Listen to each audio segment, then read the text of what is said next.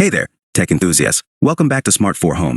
Today, we're going to talk about something that might come in handy if you're experiencing issues with your VIZIO SmartCast TV, the factory reset. Whether your TV is acting up, running sluggishly, or you just want to start fresh, a factory reset can often do the trick.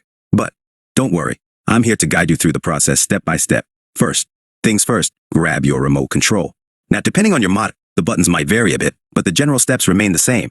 Start by pressing the menu button. This will bring up the main menu. From here, navigate to the system option. It might be labeled slightly differently on your TV, but look for something similar to system or settings. Once you've selected the system option, scroll down until you find the reset and admin menu. Here, you'll find the factory reset option. Select it. Now, your TV will prompt you to confirm the reset. Make sure you're ready to proceed, because this will erase all your settings and revert the TV to its original state. Once confirmed, your TV will begin the reset process. This might take a few minutes, so just be patient and let it do its thing.